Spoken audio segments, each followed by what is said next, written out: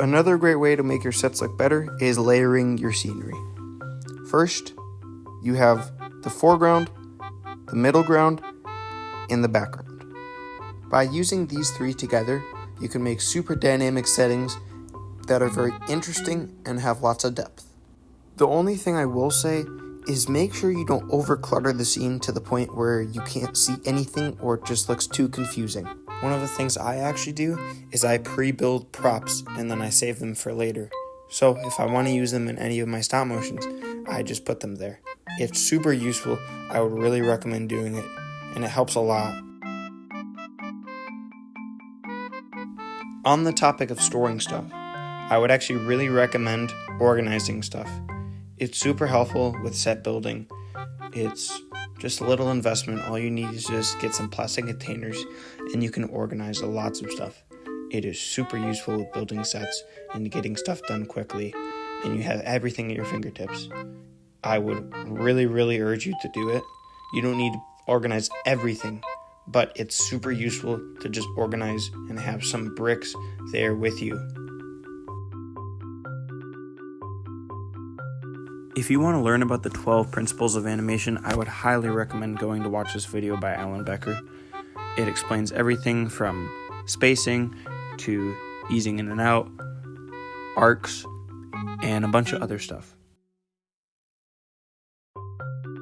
I think that by far this is the most important tip I can give you. You don't need all the fancy schmancy stuff. I don't have all the fancy schmancy stuff, so I just rely on the things that I have.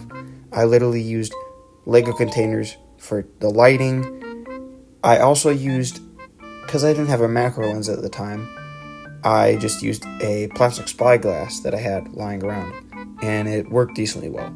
It obviously didn't work as great as an actual macro lens, but it still did good.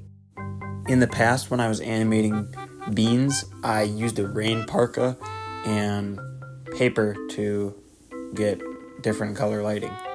One thing I'll recommend though, just make sure that your light bulb isn't directly touching the paper. Otherwise, there's a possibility that you might burn the paper. So just make sure either you don't let it touch the bulb or you just turn it off once in a while just to let it rest. As some of you might know, I also made 2 animation rigs.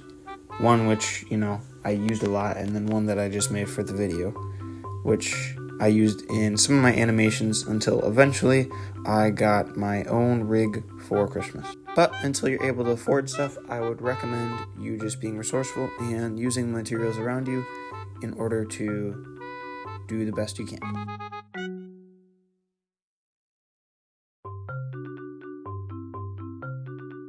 Over the years, I found out how to do animations and walking, so here I'll show you how to.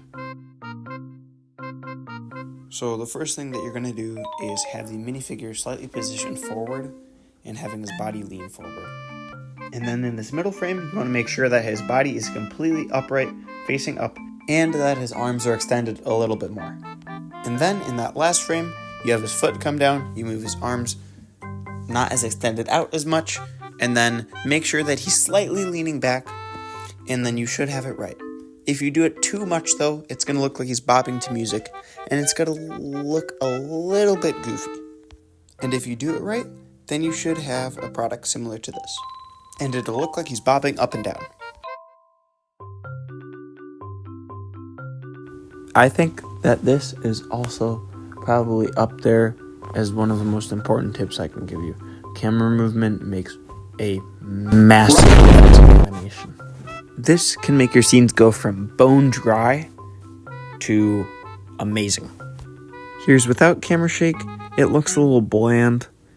And then here's with camera shake, much more impactful and much better. I use camera shake all the times in my videos, as well as movement. By using camera movements and shakes, it really helps with elevating the scene and having your movie or film feel more immersive and impactful. Alright, I hope you enjoyed this video. The music is kind of fire.